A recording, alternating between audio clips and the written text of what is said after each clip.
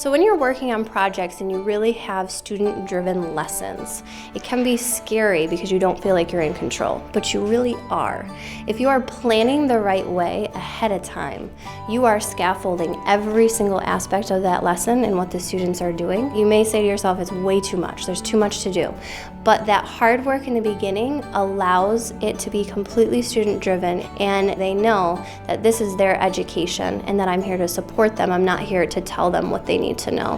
What else can we use the lake for besides drinking and fishing? I want you to think about more uses for a lake.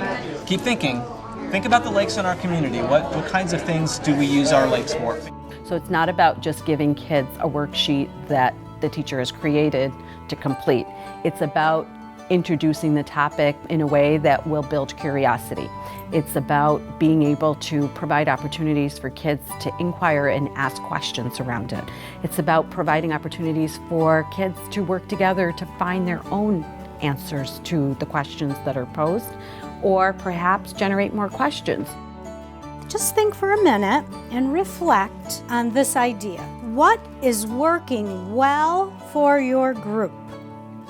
Teachers need to be very conscious of building in opportunities for reflection, because that's the thing that's very easy to forget. Whether it's setting aside the last 3 minutes, whether there are benchmarks, and when you finish a particular part of the project, you stop and you reflect on what you've learned so far. Some teachers use a class whiteboard, and as things are learned, she stops the class and said, let's all gather around for a minute, let's talk about the things we've learned, let's reflect on this learning so far.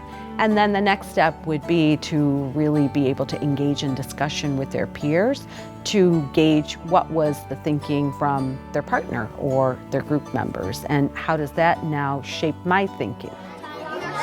We're really proud to hear how well you're working together.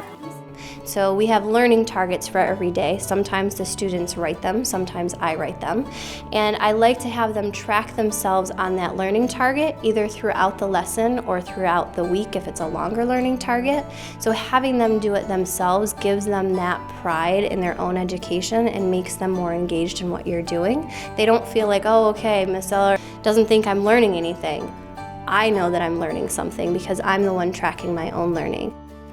I definitely believe that in comparison to a traditional model, a PBL model allows for relevant, rigorous, and responsive teaching and learning that happens each and every day.